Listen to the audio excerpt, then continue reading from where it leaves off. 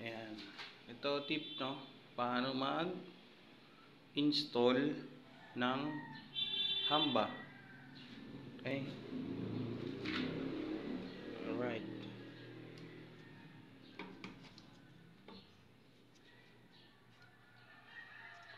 Ayan.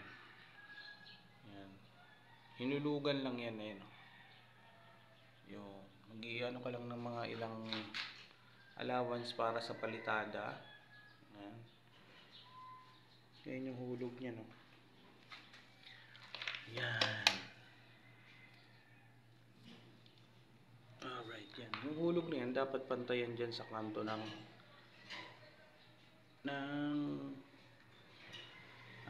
hamba. Yan. Yung kanto na yan. Yan. Ayan yung susundan ng hamba ngayon para magpantay. Okay. Ngayon, nakikita nyo, double check nyo kung talagang diretso yan. Gamitan nyo ng label bar. Ayun, gitnang gitna yan. Yan. Okay. Yan. Diba? Yan. Ayan na siya ngayon. Tapos, pagkakabit yan, ito na yung ano yan.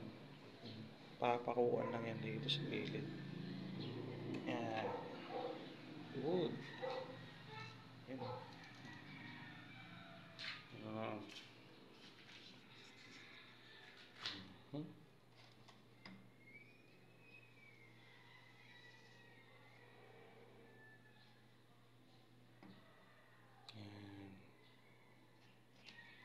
Okay, ayan. Good. Gitna. Alright. So, yun lang mga boss, para kahit hindi tayo karpintero, may idea kayo kung diretso ba o tama ba yung kinabit nung contractor nyo o mason. Ayan. Okay? Good. Alright.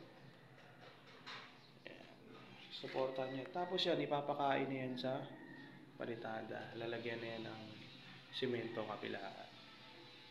Katulad dun. Ayan, papakita ko sa inyo yung ginawa doon sa baba. Ayan, magiging ganyan na yun. Ayan, papakain na yan sa simento. Okay? Yun. Sana may matutunan tayo. Peace out.